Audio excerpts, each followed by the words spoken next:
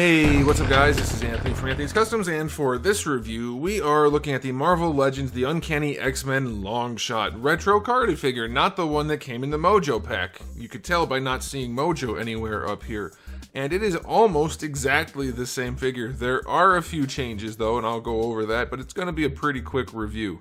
So, I guess this is a good one for watching if you're on the toilet. You don't know what to call your doctor afterward. Okay, let's go ahead and get him off the stand and take a closer look. I will run the basics just in case someone doesn't want to watch the other video where I reviewed him, but if you do, it's up there. You should definitely watch that because I'm not going to go over everything in this review. He does stand about 16 centimeters, not counting his hair.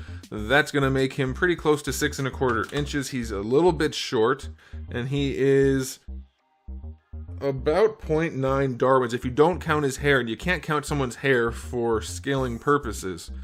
So since Darwin's bald and taller, you can tell Darwin is, in real life units, significantly taller. Okay, so aesthetics on this guy, a little bit different than the other one. I believe all of the brown straps are a different color than before, and I will check that and confirm it. But otherwise, there's not a lot. This is a different color than the first release, and then his face.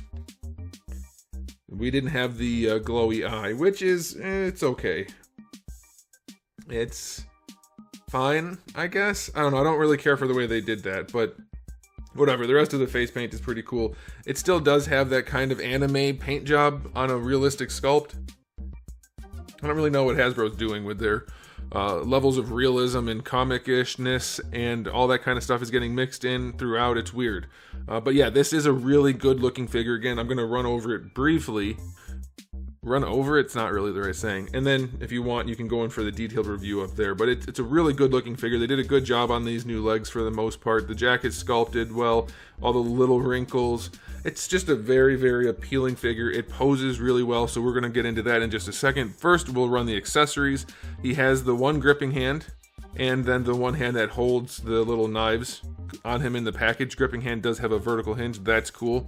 You do get one open hand and then a fist hand for alternate hands. You get his giant Bowie knife, his Rambo knife. That's a pretty good knife sculpt. It does fit in the thing on the sheath on his thigh.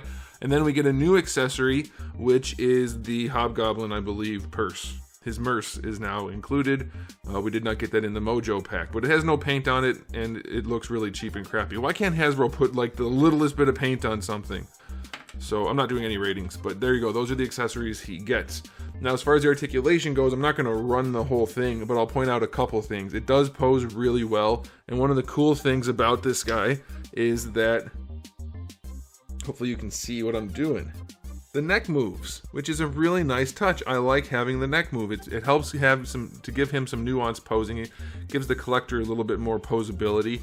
And then the function on the ball peg is still pretty good. He doesn't really have a lollipop situation going on.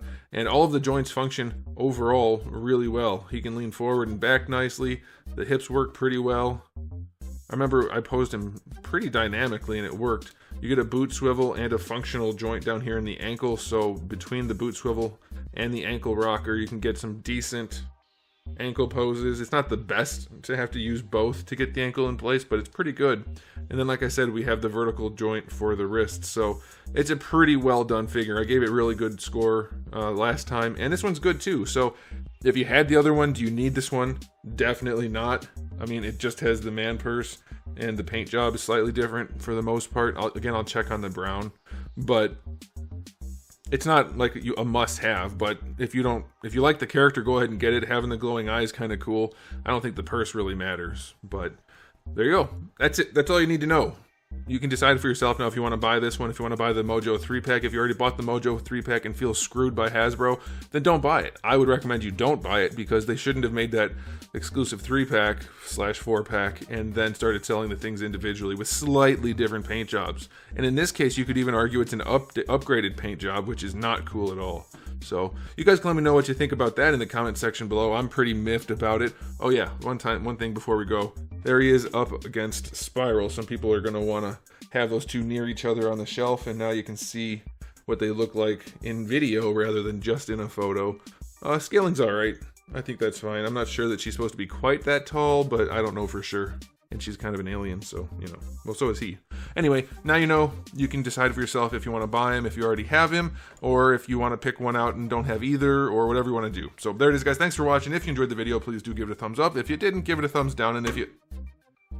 Spiral fell over. And if you haven't subscribed, you might want to. I have new videos almost every single day, and thousands already on the channel. So make sure you come back for all of that. And in the meantime, keep collecting.